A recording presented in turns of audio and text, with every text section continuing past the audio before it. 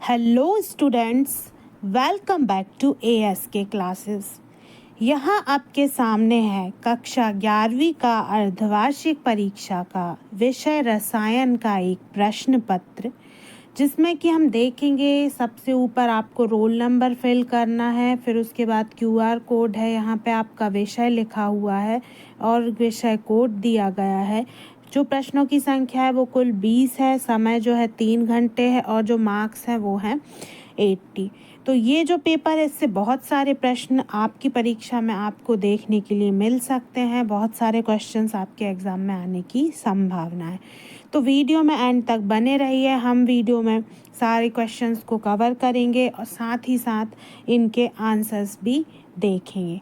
तो चलिए हम यहाँ पे वीडियो को शुरू करते हैं और देख लेते हैं कि यहाँ पे आपको क्या निर्देश दिए गए हैं। तो ये निर्देश जो हैं इनका आप स्क्रीनशॉट लेके और आराम से इन्हें पढ़ सकते हैं। हम बढ़ते हैं आगे प्रश्न की ओर और आ जाते हैं प्रश्न क्रमांक 1 पर। वीडियो को ज़्यादा से ज़्यादा लाइक और शेयर करना ना भूलें ताकि और भी सारे बच्चों की हेल्प हो सके। अब यहाँ पे आ जाते हैं प्रश्न क्रमांक 1 पे। प्रश्न क्रमांक 1 है सही विकल्प चुनकर उत्तर लिखिए। पहला है 1.6 ग्राम मीथेन CH4 के पूर्ण दहन से उत्पन्न CO2 की मात्रा होगी, तो सही उत्तर हो जाएगा 8.8 ग्राम। फिर है दूसरा, यहाँ पे द्विगंशी क्वांटम संख्या वाले उपकोश के में कुल कक्षकों की संख्या होगी, तो आंसर हो जाएगा इसमें ऑप्शन नंबर ए। उसके बाद है इलेक्ट्रॉन बंधुता सर्वाधिक किसकी होगी, तो इसका आंसर हो जाएगा फ्लोरीन, मतलब ऑप्शन नंबर ए। फिर है क्वेश्चन नंबर 4, प्रबलतम ऑक्सीकारक है, तो ये हो जाएगा F2। अब बढ़ते हैं आगे, देखते हैं प्रश्न क्रमांक 5। प्रश्न क्रमांक 5 कहता है कि MO सिद्धांतानुसार O2 आयन में प्रतिबंधित इलेक्ट्रॉन युग्म की संख्या है, तो इसका आंसर हो जाएगा 4। बंध कोण बढ़ाने के साथ द्विध्रुव आघूर्ण का मान क्या होता है, तो बढ़ता है। तो इस तरीके से यहाँ पे आपके सही विकल्प समाप्त हो जाते हैं। अब आ जाते हैं हम खाली स्थान यानी कि रिक्त स्थानों की पूर्ति कीजिए पर।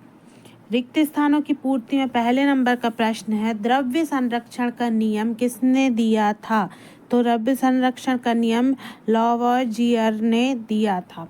पहले मैं इनके आंसर बता रही हूँ, फिर उसके बाद मैं आपको ये आंसर की दिखा दूंगी, जिससे आप उसका स्क्रीनशॉट ले लीजिएगा याद करने के लिए।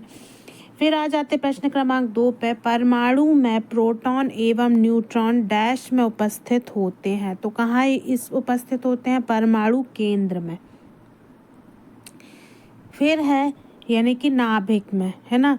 फिर उसके बाद है बी की आयनन ऊर्जा बी से डैश है, तो ये है अधिक। फिर है प्रथम और द्वितीय समूह के तत्व डैश के होते हैं, तो क्या होते हैं, एल्कली और एल्कलाइन अर्थ मेटल्स। उसके बाद है आयनिक यौगिक सामान्यतः जल में डैश होते हैं, तो घुलनशील।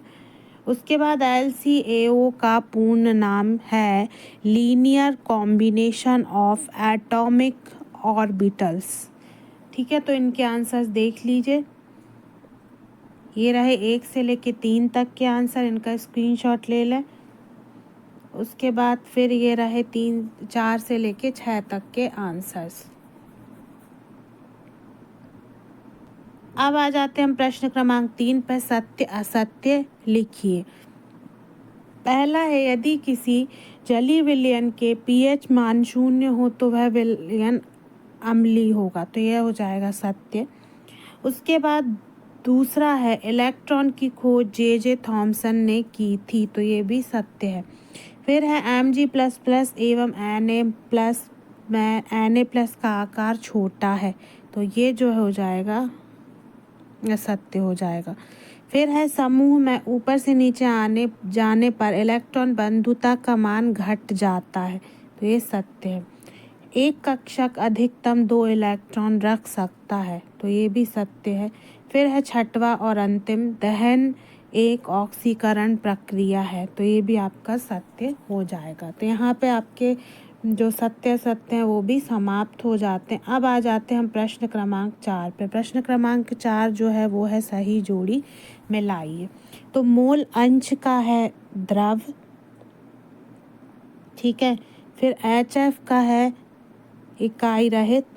मानव रुधिर का pH मान है 7.4। pH स्केल जो है वो हो जाएगा सोरेंस, और ऑक्सीकरण है इलेक्ट्रॉनों की हानि, ठीक है। तो ये सही जोड़ी यहाँ पे समाप्त होती। अब आ जाते हैं हम एक वाक्य में उत्तर लिखिए। एक वाक्य में उत्तर में पहला है, किसी पदार्थ की आंतरिक ऊर्जा दाब हुआ आयतन का गुणनफल का योग क्या कहलाता है, तो ये हो कहलाता है एंथैल्पी। उसके बाद फिर अगला है CH3 का यूपीएससी नाम क्या है, तो इसका है 2-प्रोपेनॉल। अभी मैं सारे आंसर्स बता दूंगी तो आप इनका स्क्रीनशॉट ले लेंगे। फिर है थर्ड वाला, यहाँ पे OH भी जोड़ा हुआ है, ठीक है। फिर उसके बाद है CH3 में कौन सा संकरण पाया जाता है, तो ये हो जाएगा आइसोमर। फिर उसके बाद फोर्थ है बेंजोएट और सोडा लाइम के मिश्रण को गर्म करने से क्या बनता है, तो आंसर हो जाएगा बेंजीन। उसके बाद C6H6 अणु में पाई इलेक्ट्रॉनों की संख्या कितनी होती है, तो ये हो जाएगा 6 पाई इलेक्ट्रॉन्स। तो ये रही आंसर की, इसका आप स्क्रीनशॉट ले लें। अब बढ़ते हैं आगे और आ जाते हैं हम प्रश्न क्रमांक 6 पर। प्रश्न क्रमांक 6 है, स्थिर अनुपात का नियम लिखिए। उसके अथवा में है, हम किस प्रकार सिद्ध करेंगे कि हवा मिश्रण है यौगिक नहीं। तो ये देखिए यहाँ पे स्थिर अनुपात का नियम लिखा हुआ है पहले तो प्रश्न क्रमांक 6। उसके बाद उसका जो अथवा है कि हम हवा को मिश्रण साबित कैसे करेंगे, तो ये भी यहाँ पे उत्तर दिया गया है। इंग्लिश मीडियम वाले स्टूडेंट्स के लिए भी ये आंसर्स दिए गए हैं, तो स्क्रीनशॉट ले लें, हिंदी और इंग्लिश मीडियम वाले दोनों ही स्टूडेंट। उसके बाद आ जाते प्रश्न क्रमांक 7 पे। प्रश्न क्रमांक 7 कहता है, आवोगाद्रो नियम क्या है। उसके अथवा में है, द्रव्यमान संरक्षण का नियम लिखिए। तो ये है हिंदी और इंग्लिश मीडियम वाले दोनों स्टूडेंट्स के लिए एवोगैड्रो जो लॉ है वो यहाँ पे स्क्रीनशॉट ले लीजिए। अब उसके बाद यहाँ द्रव्यमान संरक्षण का नियम दिया गया है, इसका भी स्क्रीनशॉट ले लें। फिर आ जाते हैं प्रश्न क्रमांक 8 पे, क्वांटम संख्या क्या होती है। उसके अथवा में है, कक्षा और कक्षक में 2 अंतर लिखिए। तो ये रहा प्रश्न क्रमांक 8वें का उत्तर कि क्वांटम संख्या क्या होती है। क्वांटम संख्या जो है वो इलेक्ट्रॉनों की ऊर्जा स्थिति और कोणीय गति को दर्शाती है। कक्षा और कक्षक में अंतर में देखेंगे तो कक्षा क्या है, इलेक्ट्रॉन के घूमने का वास्तविक पथ, जबकि कक्षक जो है वो है ऊर्जा स्तर जहाँ पर इलेक्ट्रॉन्स पाए जाते हैं। फिर है प्रश्न क्रमांक 9, इलेक्ट्रॉन लब्धि एंथैल्पी और इलेक्ट्रॉन ऋणात्मकता में अंतर लिखिए। उसके अथवा में है, इलेक्ट्रॉन बंधुता और ऋण विद्युतता में अंतर स्पष्ट कीजिए। तो ये रहा प्रश्न क्रमांक 9, इलेक्ट्रॉन लब्धि एंथैल्पी क्या है। एक परमाणु में एक इलेक्ट्रॉन जोड़ने पर ऊर्जा परिवर्तन जो है वो इलेक्ट्रॉन लब्धि एंथैल्पी कहलाती है। उसी तरीके से इलेक्ट्रॉन ऋणात्मकता, अणु में किसी परमाणु की इलेक्ट्रॉनों को खींचने की जो क्षमता है वो इलेक्ट्रॉन ऋणात्मकता कहलाती है। इंग्लिश मीडियम वाले स्टूडेंट्स के लिए भी आंसर्स दिए गए हैं। Energy change when an atom gains an electron ये क्या कहलाता है? Electron gain enthalpy. और ability of an atom to attract shared electrons in a molecule, तो ये हो जाता है इलेक्ट्रोनेगेटिविटी। तो इस तरीके से यहाँ पे जो है वो हमने 9 क्वेश्चंस को कवर कर लिया है इस बार। तो यहाँ पे आ जाते हैं हम प्रश्न क्रमांक 10 पे। प्रश्न क्रमांक 10 कहता है कि आबंधित तथा प्रतिबंध आणविक कक्षक में कोई 2 अंतर लिखिए। उसके अथवा में है हाइड्रोजन बंध से आप क्या समझते हैं? तो यहाँ पे आबंधित और आणविक कक्षक है। आबंधित क्या है? ऊर्जा कम स्थिर नाभिक को बांधता है। प्रतिबंध क्या है? ऊर्जा अधिक अस्थिर नाभिक को अलग करता है। तो इसका स्क्रीनशॉट ले लें। उसके बाद फिर प्रश्न क्रमांक 10 का अथवा है हाइड्रोजन बंध। तो हाइड्रोजन और इलेक्ट्रोनेगेटिव तत्व ONF के बीच का जो आकर्षण है वो हाइड्रोजन बंध कहलाता है। फिर है प्रश्न क्रमांक 11, क्रियात्मक समवायता किसे कहते हैं? तो किसी यौगिक में रासायनिक गुण तय करने वाला विशिष्ट परमाणु समूह जो है वो क्रियात्मक समवायता कहलाता है। फिर है सजातीय श्रेणी। तो ऐसे यौगिकों की श्रेणी जिनमें समान संरचना और रासायनिक गुण होते हैं परंतु प्रत्येक यौगिक में CH2 का अंतर होता है, तो ऐसी श्रेणी क्या कहलाती है? सजातीय श्रेणी कहलाती है। इसका भी आप स्क्रीनशॉट ले लें। उसके बाद आ जाते हैं हम प्रश्न क्रमांक 12 पे। प्रश्न क्रमांक 12 कहता है कि सजातीय श्रेणी की विशेषताएं बताइए। सजातीय श्रेणी की विशेषताएं यहाँ पे 3 दी गई हैं। पहला है समान रासायनिक गुण, दूसरा है आवर्ती भौतिक गुण और तीसरा है क्रमशः बढ़ता अणु भार। इसका स्क्रीनशॉट ले लें। उसके बाद फिर है प्रेरणिक प्रभाव। तो आकर्षक या विकर्षक समूहों के कारण बंधित इलेक्ट्रॉनों का स्थानांतरण ही प्रेरणिक प्रभाव कहलाता है। इंग्लिश मीडियम वाले स्टूडेंट्स के लिए भी लिखा हुआ है, तो स्क्रीनशॉट लेते चलें। फिर है प्रश्न क्रमांक 13, लुईस अम्ल और लुईस क्षार में अंतर। यहाँ पे आधार गलत लिखा हुआ है, लुईस क्षार है। तो लुईस अम्ल जो है वो है इलेक्ट्रॉन जोड़े को ग्रहण करने वाला पदार्थ, उदाहरण में है BF3। और लुईस क्षार जो है वो है इलेक्ट्रॉन जोड़ों को दान करने वाला पदार्थ, उदाहरण में है NH3। फिर pH, POH और pKw के मध्य संबंध बताना है। तो यहाँ पे स्क्रीनशॉट ले लीजिए। pH, POH और pKw के मध्य यहाँ संबंध बताया गया है, इसका स्क्रीनशॉट ले लें। अब उसके बाद है प्रश्न क्रमांक 14। प्रश्न क्रमांक 14 है मानक इलेक्ट्रोड विभव किसे कहते हैं? तो एक इलेक्ट्रोड विभव जब उसका मापन एक आयनों का वाले घोल और मानक हाइड्रोजन इलेक्ट्रोड के मुकाबले किया जाए तो यहाँ पे इसे मानक इलेक्ट्रोड विभव कहा जाता है। उसके बाद फिर कुछ नीचे यौगिक दिए गए हैं, इनकी ऑक्सीकरण संख्या आपको बताना है। जैसे कि NaH2PO4 में P की ऑक्सीकरण संख्या कितनी है? तो +5 है। फिर है K2MnO4 में Mn की तो वो होगी +6। उसके बाद H4P2O7 में P की होगी +5। ठीक है, तो इसका भी दोनों का 14 और 14 का जो और है यहाँ पे दोनों का स्क्रीनशॉट ले लीजिए। उसके बाद आ जाते हैं हम प्रश्न क्रमांक 15। प्रश्न क्रमांक 15 है इलेक्ट्रोमैग्नेटिक प्रभाव क्या होता है? और उसके अलावा अथवा में यहाँ पे है इंडक्टिव और इलेक्ट्रोमैग्नेटिक जो प्रभाव उसमें अंतर। तो इसका स्क्रीनशॉट ले लें। जैसा कि आप सभी ने बोला है कि बहुत स्पीड आपको मेंटेन करना है, तो फिर मैं यहाँ पे कुछ भी एक्सप्लेन नहीं कर रही हूँ। 15 के बाद फिर यहाँ पे आ जाते हैं हम 16 नंबर का। 16 नंबर का जो क्वेश्चन है, 16 नंबर का क्वेश्चन है बेंजीन से निम्नलिखित यौगिक कैसे प्राप्त करेंगे? समीकरण सहित स्पष्ट कीजिए।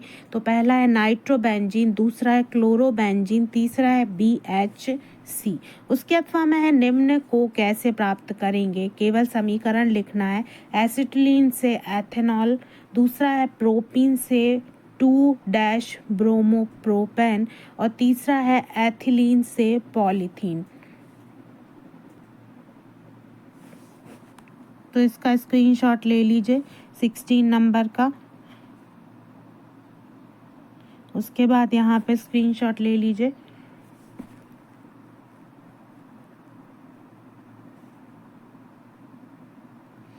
फिर है क्वेश्चन नंबर 17, केवल रासायनिक अभिक्रिया लिखना है।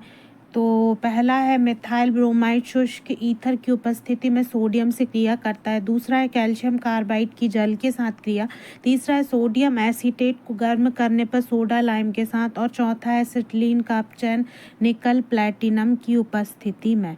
इसके अथवा में है एल्केन, एल्कीन व एल्काइन में प्रमुख अंतर बताइए। तो ये है यहाँ पे अभिक्रियाएं, इसका स्क्रीनशॉट ले लीजिए। उसके बाद फिर आ जाते हैं एल्केन, एल्कीन, एल्काइन में अंतर, तो इसका भी स्क्रीनशॉट ले लें।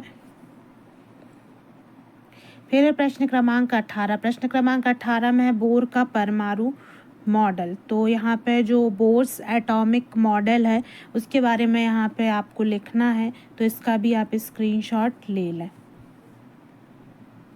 फिर इसके अथवा में क्वेश्चन है एक इलेक्ट्रॉन किसी 3D कक्षक में है, इसके लिए N, L, M के संभावित मान लिखिए। तो ये रहा इसका उत्तर, इसका भी स्क्रीनशॉट ले लें। फिर है प्रश्न क्रमांक 19, मुक्त ऊर्जा किसे कहते हैं? स्थिर ताप व स्थिर दाब पर सिद्ध कीजिए कि डेल्टा G बराबर delta H minus T delta S। उसके बाद फिर अथवा में है एक आदर्श गैस के लिए Cp एवं Cv में संबंध स्थापित कीजिए। तो ये रहा प्रश्न क्रमांक 19 और उसका अथवा इसका आप स्क्रीनशॉट ले लें। फिर आ जाते हैं हम अंतिम प्रश्न की तरफ, प्रश्न क्रमांक 20, और ये जो है वो पेपर का लास्ट क्वेश्चन है। तो ऐसा प्रकाश जिसकी तरंग दैर्घ्य 4000 pm है जो कि 1 जूल ऊर्जा देता है, उसके फोटोनों की संख्या बताइए। उसके अथवा में है बोर परमाणु मॉडल द्वारा हाइड्रोजन की रैखिक स्पेक्ट्रम को समझाइए। तो यहाँ पे आप स्क्रीनशॉट ले लें, और यदि आपको इस आंसर की में कोई भी शिकायत या कंप्लेंट है या कोई भी आंसर आपको ऐसा है कि कोई मिसप्रिंट है, तो ये आंसर की जो है वो सर ने ही रेडी की है। तो आप अपनी जो भी कंप्लेंट है तो वो आप कर सकते हैं। बाकी यदि आपको आंसर्स में कोई दिक्कत है तो आप बुक से आंसर को तैयार कर लें। और रही बात स्पीड की, तो अभी मैंने बहुत ही स्पीड से आपको कंप्लीट करवा दिया, 8 मिनट में ही मैंने पूरा करवा दिया है। बस डिफरेंस ये है कि मैं कुछ एक्सप्लेन करती तो वो चीज़ मैंने नहीं की है। तो चलिए यहाँ पे यदि आप कोई स्क्रीनशॉट कोई नहीं ले पाए जो भी बच्चे, तो वो रिवाइज करके ले सकते हैं। वीडियो को ज़्यादा से ज़्यादा लाइक करिए, शेयर करिए। Thanks for watching this video.